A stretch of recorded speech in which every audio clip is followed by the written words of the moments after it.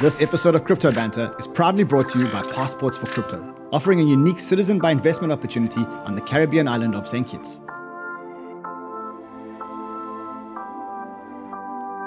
Here we are. Welcome to Miami for Bitcoin 2023. Last year, this conference was massive.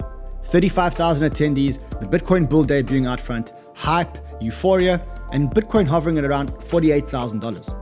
Today, like consensus a couple of weeks ago, only 15,000 people, but steadfast Bitcoin believers. I've never been more bullish on Bitcoin, and in this episode, I'll show you why. And I said, I actually think that the narrative for the next bull market is Bitcoin. Wow. Last year, walking to the conference and there were bulls, volcanoes, cash apps, and more making major waves and riding the hype. This year, it's Bitcoin maximists in full support. Maybe less the numbers, less hype, less talk about mass adoption. And is that okay? Or is this just another bear market and we're back to full bull post the halving? I think there's more at play here, and we're going to uncover it in the special episode of Crypto Banter on all things Bitcoin and Bitcoin 2023 from Miami. Rand's on stage right now talking about the future of the Bitcoin network on a panel. What do you guys think about maybe these newcomers who are realizing the power of Bitcoin for the first time? Ran. Well, you can't ask me about the newcomers because I've done a whole about turn coming back to Bitcoin. I have always been a believer in innovation, and I always thought that one use case for this amazing technology called blockchain wasn't going to cut it. I think this new movement into Bitcoin brings innovation back to Bitcoin. Now we're going to go over and see Sheldon at the Sniper School booth. Sheldino! We're live on the Banter Doco. How's the Bitcoin conference been? Incredible. The stories, that's been the highlight for me. We've just gone through 18 months of bear markets.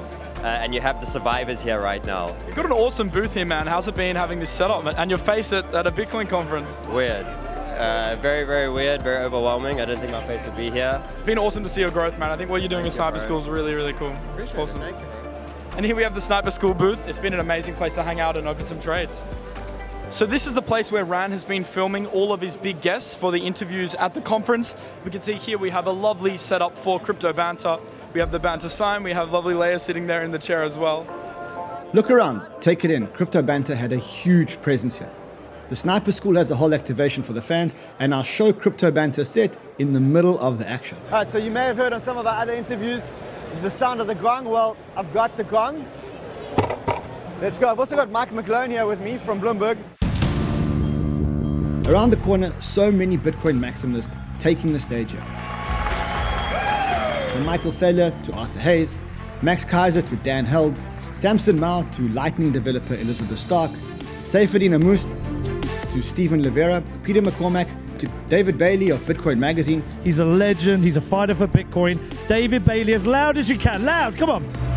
You know, I woke up this morning, the Wall Street Journal, right on the front cover, their headline is, "No party atmosphere expected at this year's Bitcoin conference."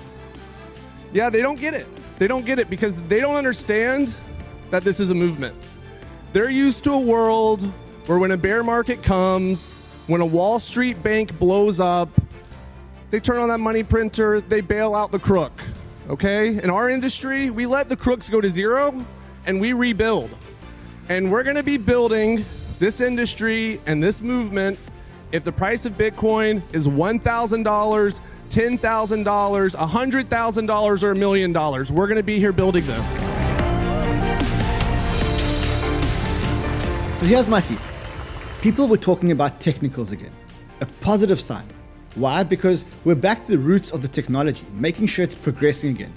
For a long time, it's been about price action. Now we're actually refining the network and taking the appropriate steps to ensure mass adoption. With smart contracts on Bitcoin, we actually may change the playing field, because fundamentally things have changed. Second, onto the politics. The Bitcoin conference officially waded into the presidential election.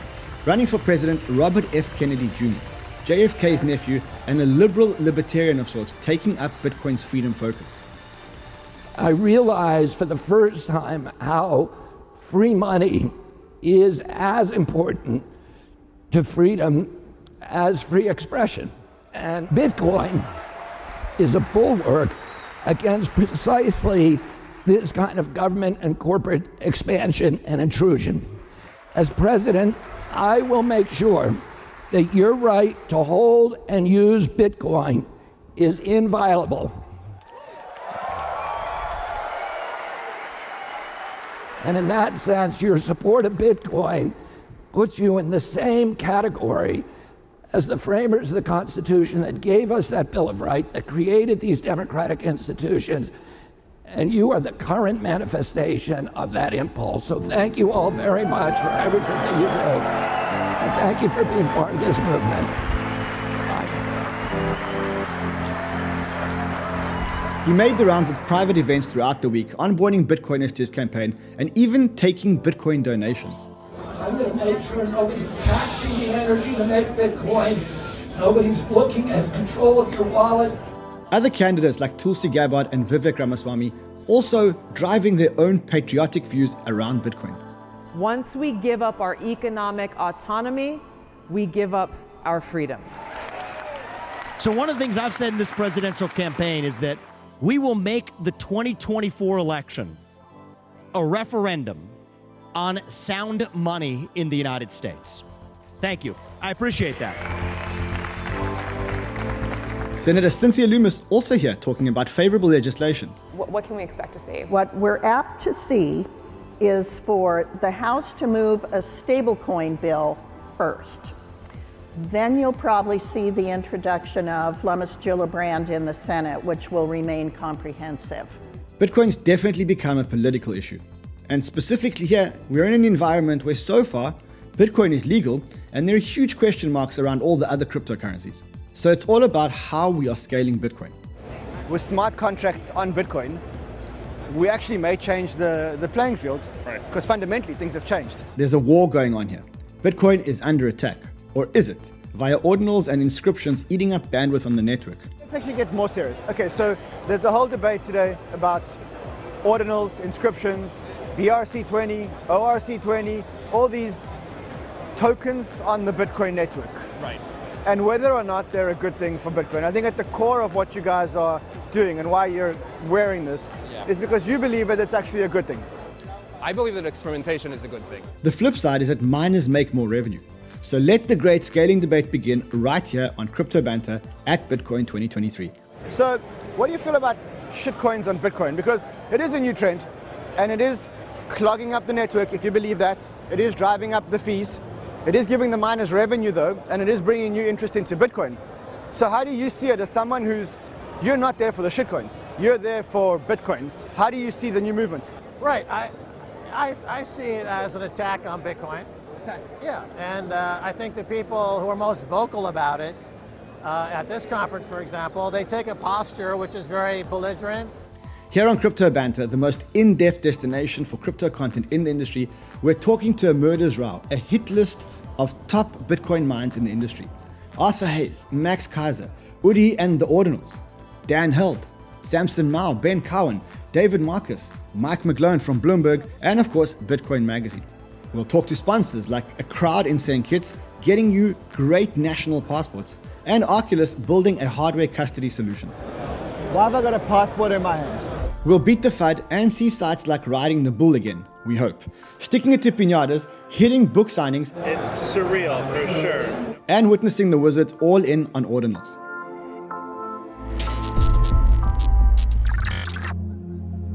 So let's dive right in with the man, the myth, Arthur Hayes, talking about the banking collapse and all things Bitcoin.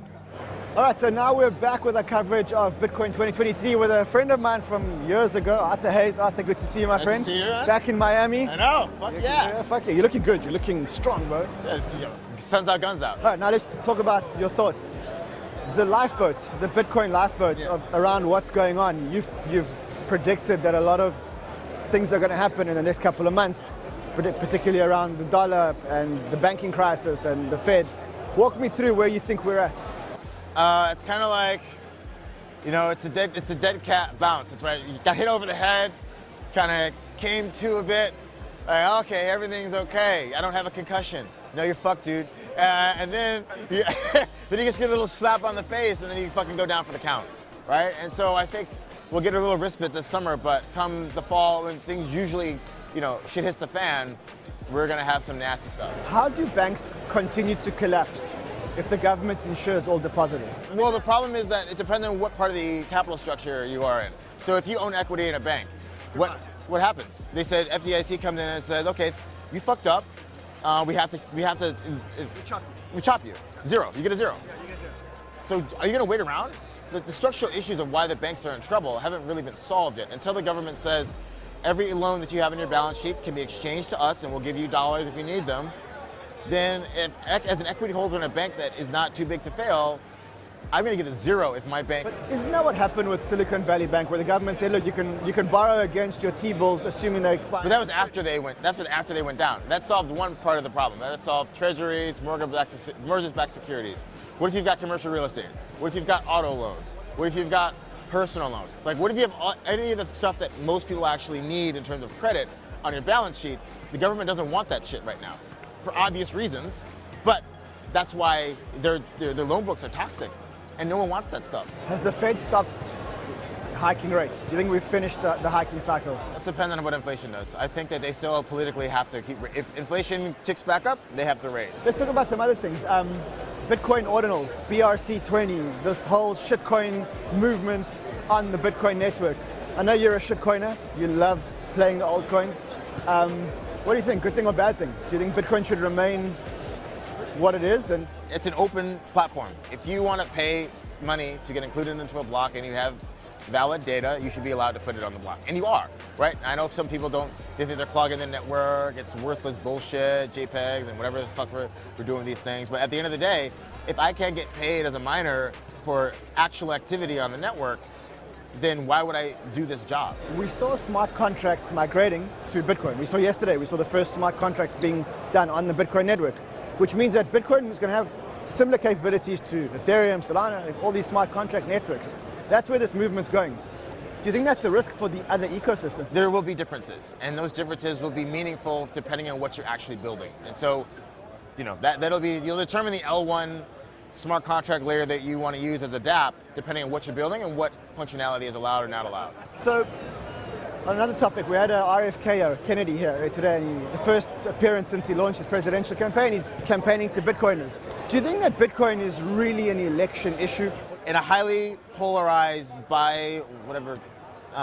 two-party system, bipartisan two-party system like the United States, a very energized but small minority can make a huge difference for a particular politician. So while crypto is not really a national issue in the United States, and I don't think the average American gives two fucks about what's going on at crypto, if you have 1 or 2% of a very gung-ho, single issue, and they're very cohesive, right? This is what we want. We only want one thing. We don't want 10 things on the time. We want this. If you support us, we're going to show up at the polls, right? The way I see Bitcoin and crypto, we as crypto people love it and we think it's the only issue. But I look at it from a regulator's point of view, from the American government's point of view, and they're going, look, we got AI, we got all these other industries. We got this stepchild of an industry which its only use case is to transfer millions of dollars, potentially illegally, from one anonymous person to another anonymous person. And that's not really an industry that we really think is important for the United States. And that's what I'm trying to work out here. Is it important for them or is it not important for them? I don't think that specifically crypto is going to, it might be important at a financial stability, blah, blah, blah level, but for somebody who's trying to get elected, it is not important to them. But if you can come to a conference like this, say the right things and appeal to us, you're gonna get we show up at the polls and we give some donations, you have to absolutely, as a politician, have to do that. And guess what? RFK and anyone else is going to be at another conference saying whatever that particular constituency wants to hear. AI is the most important thing in the world. And yes, exactly. So I think people should take things with a grain of salt with a seasoned politician who understands how the game is run, to not just blindly think that this person or that person is going to be supportive. Awesome, my friend. Good to see you. I'm not going to keep you away from the Miami sun. Definitely. Nice to see you again, brother. From the BitMEX 100Xer, let's go straight to the biggest debate of the conference, Ordinals.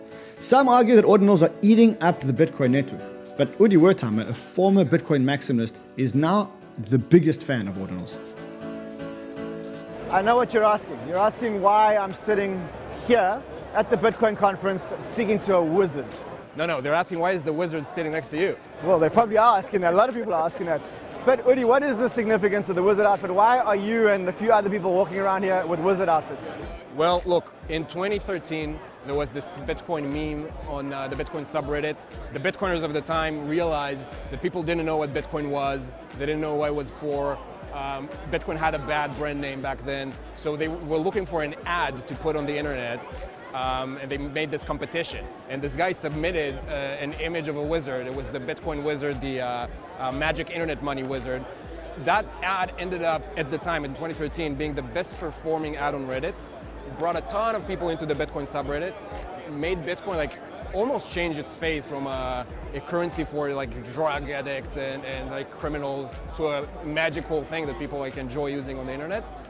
And we're trying to bring that back today. We think that the Bitcoin culture of the last 2-3 years, the laser eye maxis, all the angry people that are just angry about everything in the world, I think they're not good torchbearers for what we want Bitcoin to be. And we're trying to use the magic of the wizard to just make Bitcoin magical again. Let's actually get more serious. Okay, so there's a whole debate today about ordinals, inscriptions, BRC20, ORC20, all these tokens on the Bitcoin network. Right. And whether or not they're a good thing for Bitcoin. I think at the core of what you guys are doing and why you're wearing this is because you believe that it's actually a good thing. I believe that experimentation is a good thing. I think what happened in Bitcoin culture in the last 3 years, people stopped experimenting. They're just complaining on podcasts all day. They stopped building, they stopped experimenting, and this is why nothing is going on. I think that we need as many of those experiments as we can. If it causes like temporary, fee rate hikes, it's not the end of the world. So, either people will decide that it's not good, stop using it, fees will go down, or we found an amazing use case for Bitcoin that everyone is happy with. Either way, win-win. What about the other side of the argument that people want to use Bitcoin as a store of value, and the store of value doesn't need to have its transaction fees increased by pictures of wizards? They can go, they've been talking about Lightning for the last 17 years. They can go ahead and use Lightning if they think it's such a great solution. There's other, maybe if on-chain fees go high, then Lightning solutions will actually have to improve just because of the pressure of people suddenly using them. I think it's beneficial for everyone. Bitcoin fees need to be high in order for Bitcoin to survive in the long term. You said something very interesting on stage. You said that you're encouraged by the conversations that are happening at the Bitcoin conference this year, relative to all the other years that we've been here. I think if I look at where we're at, there are a lot less people here than there were last year and the year before. Good thing or bad thing? I think it's good because it's realistic. I think that what happened in the last 2 years, it was basically a festival of bullshit and lies. This entire thing, I made the joke about El Salvador 2 minutes ago because it is a joke. El Salvador is not using Bitcoin. No one there is really using Bitcoin. There's like one small block, one small street where people use Bitcoin, that's it. Other than that, it's just tourists. This entire all of those narratives that people propped up and built up in the last 2 years, most of them are just fairy tale Disneyland crap. Now we're talking about the real stuff. We're talking about problems like fees are going up. We're talking about how can we make the mempool more efficient. We're talking about scaling solutions like, sidechains and rollups. Those are the actual things we need to talk about because we haven't figured them out yet. So how does this resolve? Do we get better Bitcoin scaling solutions? Do we get a more robust Bitcoin? Do we get a Bitcoin that JPEGs can't attack, and therefore, by definition, nation states can't attack? Yeah, look, JPEGs did not attack Bitcoin. This entire story of us breaking Bitcoin with JPEGs is ridiculous. Bitcoin is still here, still stands, still functions.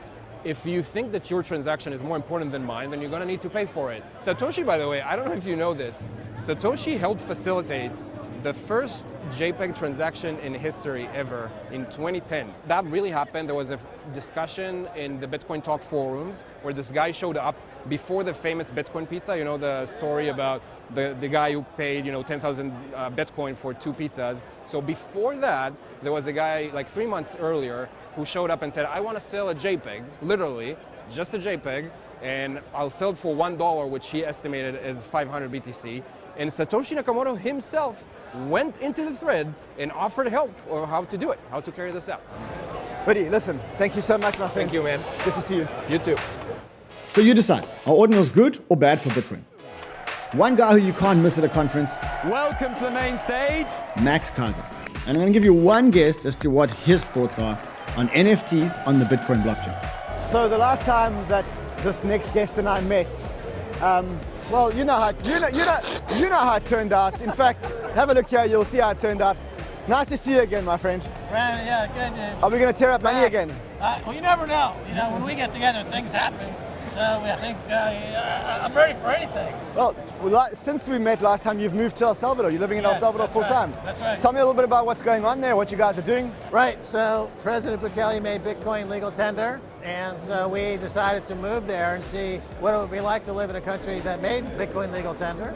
And fortunately, it's been a fantastic experience. So on top of making Bitcoin legal tender has been the process really of, I would say, Bitcoin maximalization. So we brought in the Bitcoin new securities law, the new securities commission, the Bitcoin office, the Bitcoin association. So put into institutions to support really a maximalist philosophy and a maximalist way of doing things, and that's worked out really well. And now a lot of companies are moving there. If you saw the news in the last week or so, Rand, you got Fold is opening an office there, and of course you have now Jack Mallers announcing at the conference that he's moving the headquarters of Strike to El Salvador because they've got regulatory clarity. We don't have any shitcoins, and he's going to service 3 billion customers from El Salvador. So this is what we were hoping for. This is what our goal was, and we're very pleased with how this is all turning out. So what do you feel about shitcoins on Bitcoin? Because it is a new trend, and it is clogging up the network, if you believe that. It is driving up the fees. It is giving the miners revenue, though, and it is bringing new interest into Bitcoin. So how do you see it as someone you're not there for the shitcoins, you're there for Bitcoin. How do you see the new movement? Right, I see it as an attack on Bitcoin.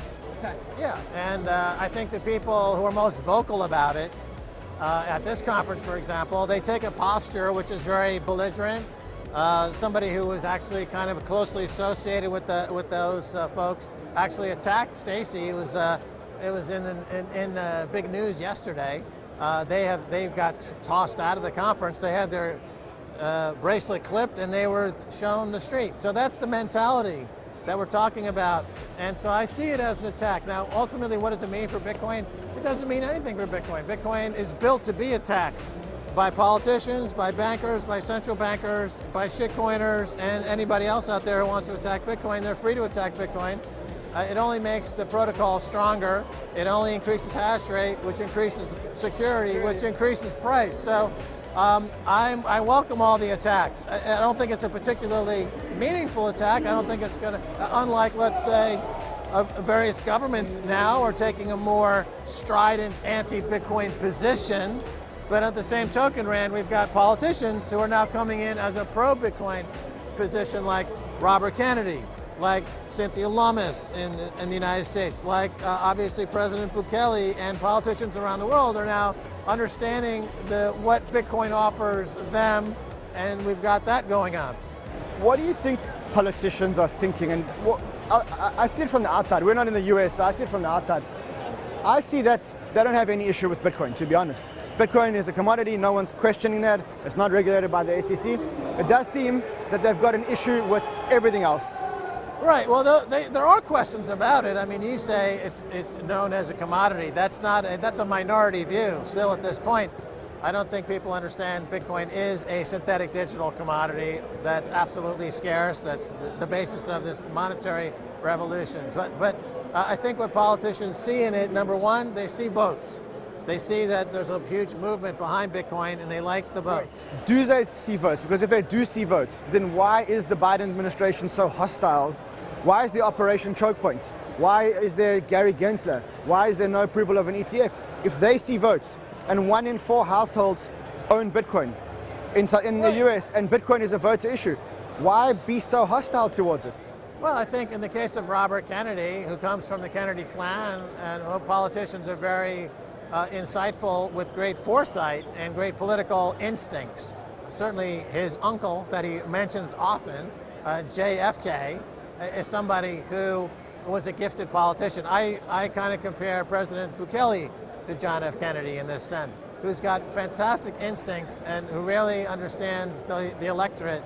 And I think what Robert Kennedy sees is an emergent movement that he wants to get behind. He sees the votes coming. He sees where things are going. And he very correctly and eloquently describes Bitcoin in terms of it being a bulwark against inflation and against invasiveness, against the CBDC invasiveness. And when you see a Kennedy up there talking sense about Bitcoin, you feel that wound starting to heal.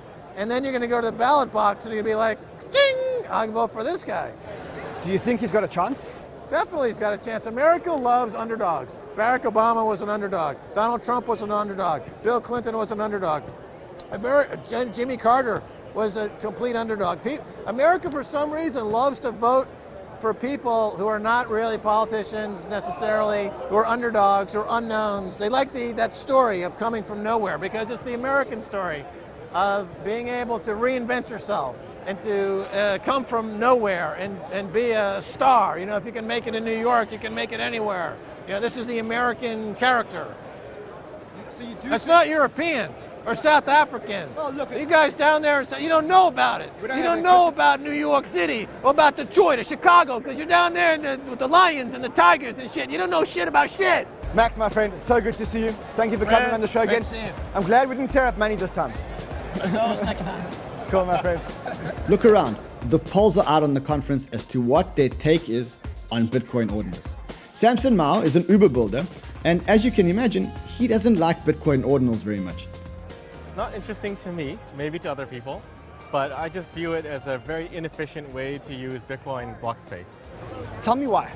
Because the whole thing about ordinals is, well, the way they're using it now is to stick a picture in the blockchain, and that's just bloating up the UTXO set, making it harder to sync a node, and just creating spam, really.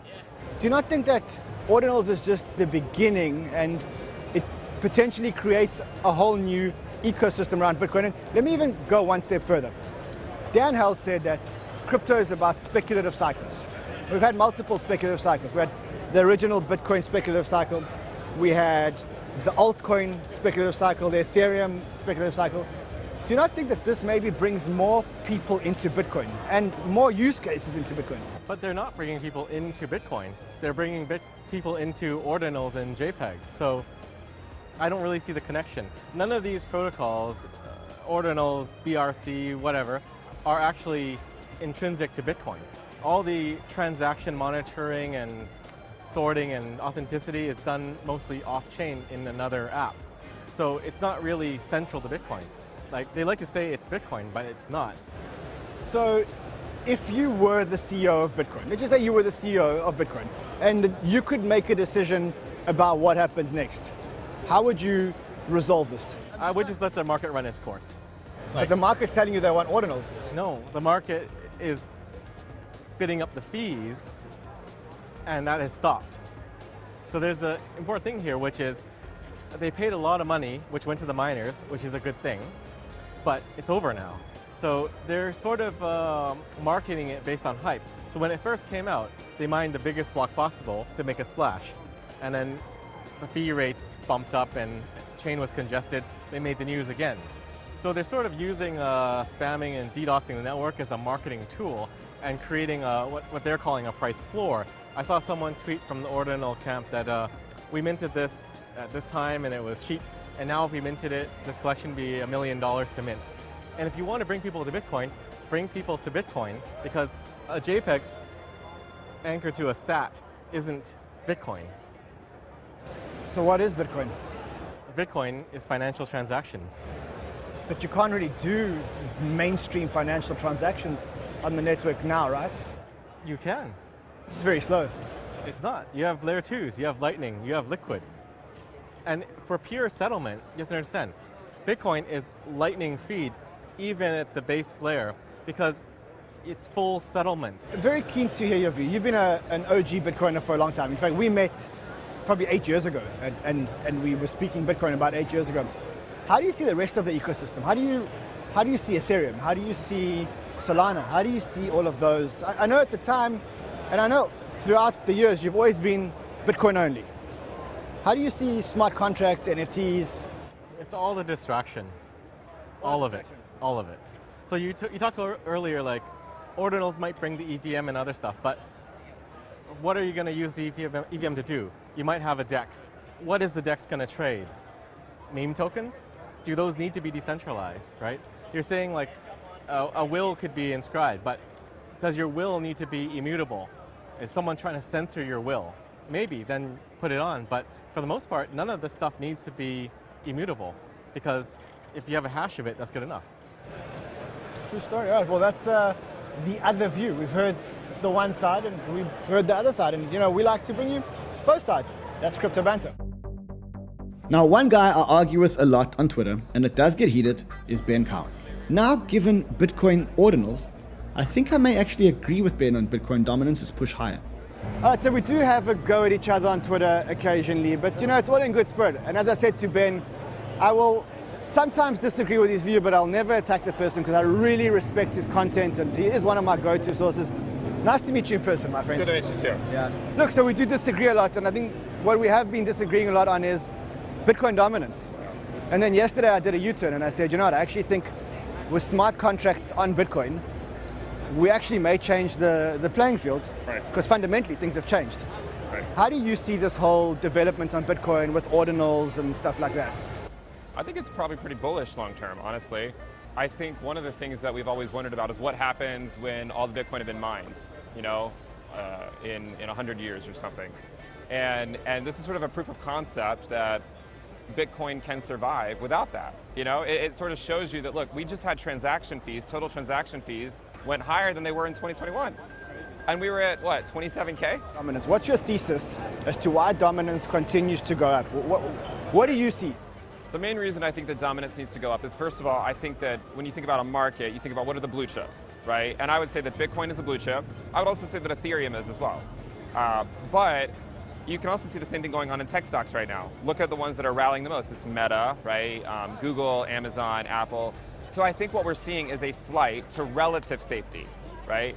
So people are going from high-risk plays to lower-risk plays. The lower liquidity assets to higher liquidity assets, because we're in very uncertain times. When does it change? Well, I think it changes when we get back to looser monetary policy, which is not going to happen until we get inflation back down to more reasonable levels and a Federal Reserve that's not so hawkish. So before I let you go, the price has rallied a lot. Right. Is it a bull market rally, or is it a bear market rally, or are we in the beginning of a bull market and just not everyone's willing to accept it yet? So my general opinion is that we look at Bitcoin's cyclical behavior, right? We have 2014 bear market, we have the 2018 bear market, we have the 2022 bear market. But then we also have the pre-halving years, 2015, 2019, and now 2023. And in both of those years, 2015 and 2019, we basically saw about half up and half down, right? Half the months were green, half the months were red. 2019, it was the first half of the year was green, the second half of the year was red. 2015, it was like 3 green, 3 red, 3 green, 3 red, something like that. How do you see 2023? So my guess is that we're going to see a lot of chop. So we've rallied a lot already. We could go a bit higher. I think that's possible. I don't think that it's completely out of the question for us to go higher from here. But I also do think it will likely play out somewhat similar to 2019, whereas you get further into, let's say, like the back half of the year, I could see the move getting faded, right? Going into sort of the halving. And the reason I say that is because one of the things we see a lot and quite frequently is we always get ahead of ourselves in the pre-halving year, right? Like we always call for new highs, right? Bitcoin's going up. And then sometime before the halving, in the last cycle, it was 2 months before the halving. The cycle before that, it was about 11 months before the halving or so. But at some point, we wake up one morning and we're like, what just happened, right? And it's kind of like the final scare before the real thing again, before the real event occurs. Now, of course, we can come up with reasons that maybe we climbed the wall of worry for longer than half the year. It all depends on how long does it take for... It all, of course, depends on how long does it take for the Fed to loosen up the labor market. And I think one of the reasons why this rate hiking cycle is taking so long, even though they've been fairly aggressive, is because they printed $6 trillion. There's so much excess liquidity, and it's just taking a long time to remove that excess liquidity from the system. Ben, listen, my friend, as I say, and I've said it many times, I respect your work. You are one of my go-to sources. I will challenge you when I think that you need to be challenged, but I love what you do, my friend. Hey, I think we all need to be challenged. We all get things wrong. I've been wrong about plenty of things in the past, so I appreciate it. Always welcome to have an opposing view. And you may see us arguing on Twitter, but ultimately at the end, we're good friends. And the main reason we're here at Bitcoin 2023 is the Banter family. We're here to meet you guys. We're here to forge good relationships. We're here to strengthen our bond with our loyal community and Bitcoiners at large. From Sheldino's amazing sniper school here to the set, bringing everyone together, the Banter fam was here in full effect. And it didn't stop in the hall, but continued well into the night, out and about in Miami. unbeatable.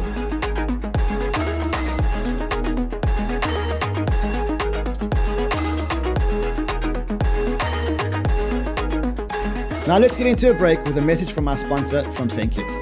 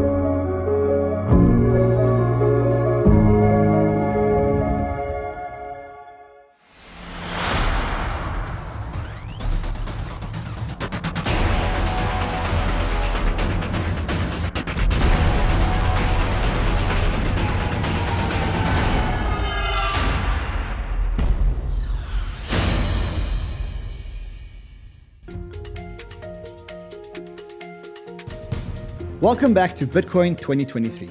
We've had the great debate over Bitcoin scaling, ordinals, and even government uncertainty. Now let's get back to market action with a bearish point of view. All right, so you may have heard on some of our other interviews the sound of the gong. Well, I've got the gong. Let's go. I've also got Mike McGlone here with me from Bloomberg. And how do you feel about the markets? How do you feel about what's your sense on the crypto markets? I'm bearish. And What? I knew I'd get that reaction from you, but that's part of the reason I had to be somewhat bearish, because it's the macro. So let's start with Bitcoin first. Bitcoin's had a good bounce. Everything's had a good bounce. 15,000 back up to 30,000, just starting to roll over. The macro is not good. I mean, Mr. Powell came out today a little less pounding on that gavel of more rates, but the key fact is liquidity's still being removed from the system. We've had a bounce, and I'm afraid everything's still going to go lower. And my bottom line is the stock market still probably hasn't made a low yet. But the markets are all at 52-week highs. The Nikkei's at a 52-week high. The CAC's at a 52-week high. The Nasdaq is back above 4,200. What am I missing?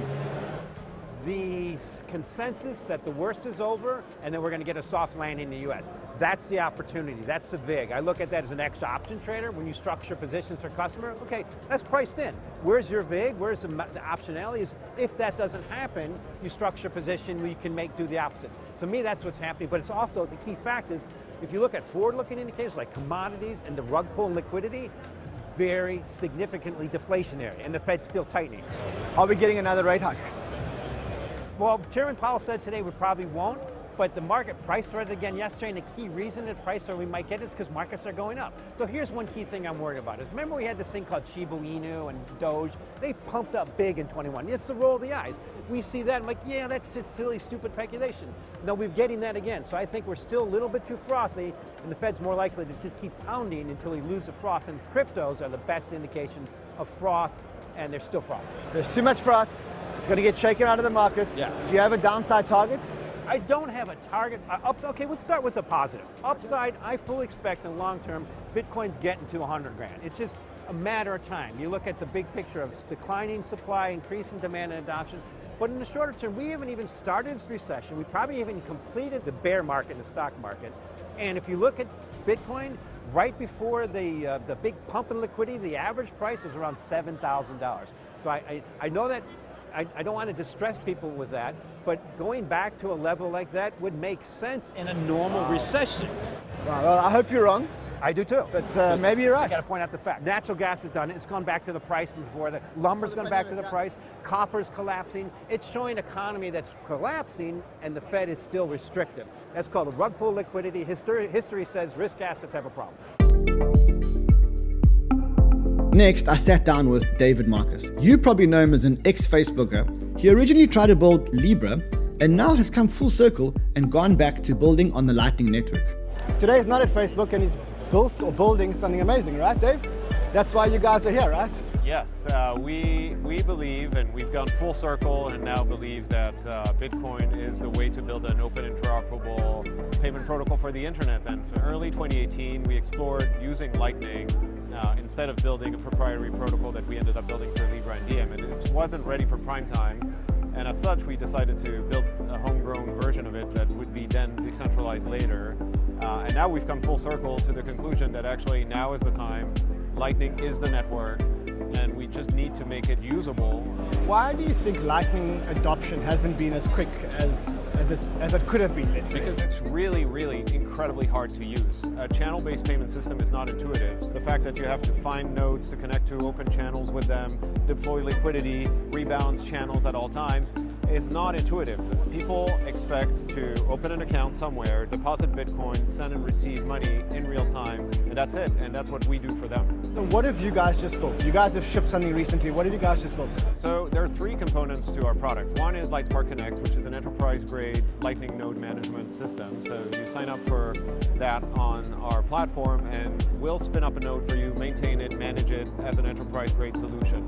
Number two is Lightspark Predict. Lightspark Predict basically has a topography of the network in real time, knows where the liquidity is in which channels, or tries to find out, and then rebalances liquidity in real time and enables you to predictably send and receive payment with high success rate. And then the third part is the suite of SDKs we have, and today we announced a mobile SDK that enables mobile wallet operators, exchanges, to actually build custodial and non-custodial implementations of Lightning in their wallets.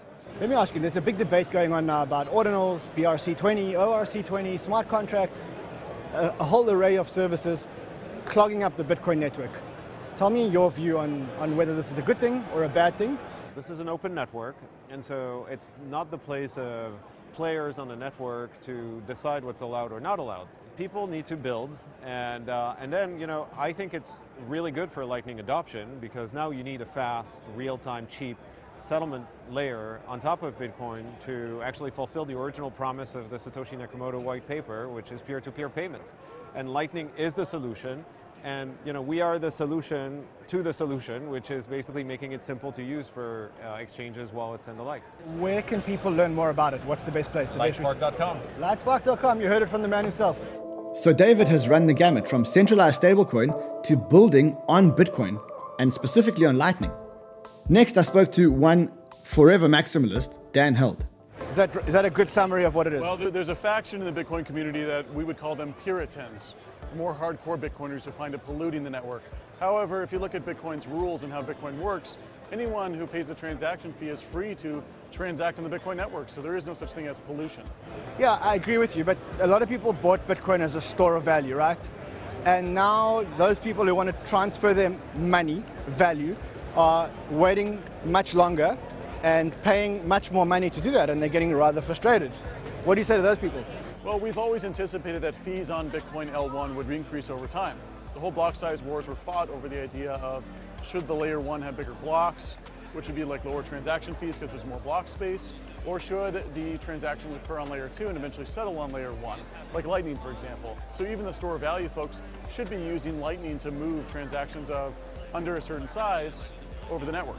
Do you think that Bitcoin now becomes this smart contract, all type of applications network? Where people talk about Bitcoin as a platform, that innovation might occur on other altcoins and we could bring those innovations back to Bitcoin, and that's what we're seeing now. We're seeing innovations that have occurred on Ethereum and Solana that have proven product market fit or protocol market fit, like NFTs, and those are coming back to Bitcoin. I think it's great for Bitcoin. I think that Bitcoin is not as expressive and cannot do all the things that Ethereum and Solana can do. However, people always thought it was this dumb old chain that couldn't do anything, and that's blatantly untrue. You've been around for 10 years, and you've been excited about Bitcoin for 10 years. But there's been developments in the last 3 months that have changed the trajectory of Bitcoin. Can we agree on that? Yeah. What was your excitement level before? What was your excitement level after? Out of 10? Yeah, I would say I'm at about a 9. A 9 now? Yeah, 9 now, yeah. And before? About a 3 or 4. Wow, tell me what the shift was. Yeah, so as a marketer, when I think about new user acquisition, how do more people find Bitcoin? You typically find it through speculative cycles. 13, 17, 20, 21. This is undeniable, right? This is objectively true. What I noticed at NFT NYC last year is that people were thinking in an Ethereum standard because they bought an NFT for 0.1 ETH, flipped it for 0.3 and kept their savings in ETH, even though they had no idea how the monetary policy worked at all. And so these speculative games are what introduced people to a native money. And that's where these speculative games bring more people back into Bitcoin. So it's a new user acquisition for Bitcoin. So the new cycle may actually be a speculative cycle on Bitcoin again. Right, on top of Bitcoin, which brings more people to own Bitcoin at the end of the day because they have to own Bitcoin to buy. Ultimate cycle. It's the ultimate cycle. It's the ultimate cycle. Exactly. I'm now more excited about Bitcoin than I've been. You know, you're known as a Bitcoiner. I've been known as a shitcoiner. I'm now a shitcoiner on Bitcoin. This attracts altcoiners. So more altcoiners are coming to Bitcoin because Bitcoin now has NFTs. I talked to someone yesterday building an AMM on top of Bitcoin. We're bringing all these to Bitcoin. AMMs, NFTs. I saw it all in action. I saw a smart contract this morning being executed on Bitcoin. Like, do you want an NFT on Coca-Cola, the original chain, Bitcoin, where it's immutability, where in 100 years you know that NFT will be there? Or do you want your NFT on another chain where maybe it points to an IPFS file? You may not have that permanence. Nah, you can't compare. Yeah, exactly. The next cycle is a Bitcoin cycle. That's awesome. So good to see you, brother. Really good to see you. Cheers. Cheers, man. From one maximalist to another, and maybe a more rational voice, I was on set with longtime Bitcoin magazine editor and one of the conference organizers, Pete Rizzo. So you can see we're in the city of Miami Beach because here we are drinking coconuts and talking Bitcoin, this time with none other than Pete Rizzo. Pete, long-time OG in the space. I've seen you around since 2016, I think. Yeah, well, I'm one of the longest tenured Bitcoin journalists. I've been consistently working since 2013 and still following Bitcoin and still, bullish on that future. Tell me about the highlights of what you're seeing at this conference relative to what you've seen at the other conferences. Well, I mean, I think the amount of mainstream attention and mainstream participation at this conference is far and above what we've seen. We watched a presidential candidate make his campaign debut today, which essentially meant this is the first time he's appeared as a presidential candidate to the public, and he chose the Bitcoin conference as the venue. We're going to hear later Michael Lewis, author of The Big Short, Moneyball. I mean, this is a person who has defined how finance has been thought about by a generation of moviegoers, talking about his new book on SBF and FTX. I mean, I think the presidential candidate was amazing. I think Kennedy was fantastic, and I think the things that he said were unbelievable about Bitcoin. But do you think he was here because he wanted to tap into Bitcoin money? Or do you think he was here because he really believes that Bitcoin is about freedom and that people should be allowed to mine and should have control of their money? And let me take it a step further. If he is elected, do you think that he's going to stick to those promises?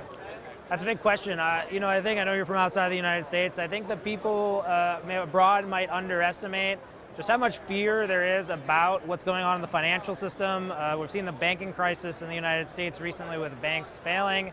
Maybe the mainstream isn't concerned, but the financial industry is very concerned. And then you contrast that with the Fed and Fed policy. I mean, you might have a situation where the Fed has to go back into a quantitative easing, and then questions about, how robust is the financial system. So, look, we saw Ron DeSantis come out against CBDCs, central bank digital currencies, just a few weeks ago, and he is right now the presumptive Republican nominee in the mainstream general election. So, look, Bitcoin is creeping closer and closer in America to the mainstream political conversation. Is it going to be an election issue? Do you think that one party is going to be pro-Bitcoin and one party is going to be against Bitcoin? I'm going to say, quite honestly, it feels to me as an outsider that the Democrats have staked their flag and said, we're against Bitcoin and crypto. Well, that's what's interesting because Robert F. Kennedy Jr. is a Democrat. I mean, he's running against Joe Biden, but there's also independents as well. Tulsi Gabbard, who's here. Look, this is someone who 8 years ago, was considered someone who could have run on the ticket with Bernie Sanders, right? And if you think about Bernie Sanders, like, where is he on the political spectrum? He's pretty much on the left, right? So Tulsi Gabbard, an independent now, she's renounced the Democratic Party, but I think it goes to show, Bitcoin has a bipartisan appeal. Look, I think there are still some Democrats, particularly maybe you're thinking about Elizabeth Warren, who want to score political points by being anti-Bitcoin. But look, I just think that's a generational play, right? Right now she's trying to appeal to an older demographic, but like by and large, you look at the people in Miami, these are millennials, Gen Zs. Look, we don't have anything to gain from this financial system that in 30, 40 years, we're not going to be getting our Social Security. We're not here defending that, right? So I think that, look, right now, the demographics in the United States maybe allow that, but that's a temporary play. Pete, on that note, good to see you again, my friend. All right. From the conference organizers, let's talk to our sponsors from St. Kitts. They're doing something amazing here. A residency with a passport that you can travel to many destinations in the world. It's a real thing. We're going to talk to our sponsor for this amazing episode here at Bitcoin 2023. John, tell me about this passport. Sounds good. Well, that's just our marketing brochure. Essentially, we're a developer from the island of St. Kitts. I own the Royal St. Kitts Hotel. I've been there. I think you have. It's a 250-room hotel with 5-star luxury villas, and we offer investors the ability to buy timeshares at $200,000, which qualifies you to obtain a St. Kitts and Nevis passport. And the benefits for crypto investors are endless. All right, so now tell me, so I invest $250,000. Yep. What am I getting? You're getting a timeshare into a luxury villa or half of an ownership in a condo unit. We have quite a few different options, from commercial units to luxury villas. You get title deed, which is full ownership, just like if you're buying a property here in the US, a memorandum of transfer and certificate of title. But the real value is that investment you made in the property qualifies you to obtain a St. Kitts and Nevis passport and become a citizen of the country of St. Kitts. What is the benefit of the passport? Where can I get in? Where are the visas? What are the tax implications? Let's go through them. So let's start at the best benefits first. 0% personal income tax, 0 capital gains tax, access to KYC on any exchange, the ability to travel visa-free to over 157 different countries, which is 6 months visa-free into the UK, Schengen countries. You can get a 10-year multi-entry visa to go into the US and an online 10-year multi-entry visa to go to Canada. So it's truly freedom to the world and peace of mind and safety. This is not a play passport. This is the St. Kitts passport is a real passport. St. Kitts is one of 5 programs in the Caribbean. Antigua, St. Lucia, Grenada, Dominica are the others. And it's the longest lasting program, known as the platinum brand in the industry, because they started back in 1984. Where can we get more information? So check us out at passportsforcrypto.com, or you can reach out to me on Twitter at JohnZSKB. We're here to help. Passportsforcrypto.com. Also, there's a link below in the description. A passport for $250,000, and you get a timeshare and a share in a sectional title real estate play in St. Kitts. Something worth considering. Also, with Ledger and all the controversy around their new recovery system, I thought I'd sit down with someone in the industry. Let's see what they had to say about what Ledger's doing and what can be done better. Very keen to hear your thoughts about what Ledger did. Let's break it up into 2 parts. First of all, do you think that the product is a good idea for them to get recurring revenue to allow new people that come into crypto to be able to recover their keys using 3 shards? Yeah, I think the overall concept of having people store their keys securely is fine. And I totally get why they want the recurring revenue, right? It's much more like a SaaS model. It makes sense for their business line. I don't think the way they implemented it was a particularly great idea, because they took a whole set of people that bought hardware under one set of circumstances and changed that hardware. And I just don't think the way they rolled it out was a particularly good idea. You think there's going to be long-standing implications, or do you think this is going to just blow over? I think for a segment it will blow over. I think for a large segment, we've heard from users here, they're done, right? You can go on Twitter, you can go on Reddit, and you can see people burning them with blowtorches and running them over with 18-wheelers, and it's a problem, because they've really fundamentally changed the hardware. The keys on the Ledger used to be non-exportable, right? They were permanent. Now the keys are exportable, which means your keys can go in the cloud, and that's a problem for a lot of people. So what does that mean for competitors? What does that mean for the landscape? Sure, so I think it does shift the landscape. On our product, the keys are not exportable by design. We don't update firmware in the field. It comes burnt in securely at the chip fabricator, and that's it. Just like a payment card, right? You can't change the software on it. So what is this? This is a Arculus card. Yes. But you say it's just it looks and feels like a credit card. Exactly. But you say it's a wallet. It is. How does it work? So inside this card is a secure chip. It's the same type of chip that's in the US passport. And inside it is secure software that generates your keys, manages your keys, and allows you to sign crypto transactions. So you do all the UI on your phone, which is where it belongs, and all the security on the hardware device here. How we're good at building cards is we build 30 million of them a year for the likes of JP Morgan and American Express, N26, Crypto.com, all over the world. So you build these cards, inside there is a chip. Yep. This chip secures your private key. Exactly. So, no way to export it, no backends, no way to upgrade the firmware. No, exactly. So in the same way that you can't upgrade your Visa card, you can't upgrade your MasterCard, all the information's burned onto the chip, and that's it. And how do I get, if I'm using the wallet, how do I get this onto my computer? How do I sign a transaction? Sure. So on your mobile, you can download the Arculus app, which is completely free. You can sync it with your card. Has 3 factors of security. Your PIN, which is on the card, your biometric was on the device, and the specific card which syncs to your phone. So we have 3 layers of defense. So where can I learn more about this card? Sure, you can learn about it at getarculus.com on the web. If you have any questions, you can reach us at thisisarculus on your favorite social platform. You heard that, well, go and check out the card. With the whip around the crowd, that's a wrap on Bitcoin 2023. It was a whirlwind of big Bitcoin maximists, a big debate around its scaling and technical progress, Ordinals hype, and the future of Bitcoin as a key symbol of sovereign and monetary freedom. It was inspirational. Where will this industry be, and where will you stand post the halving in 2024?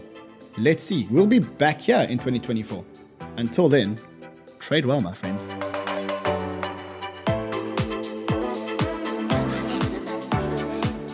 Just a reminder that this special episode of Crypto Banter is brought to you by our sponsor, Passports for Crypto, offering unique citizenship by investment opportunities on the Caribbean island of St. Kitts.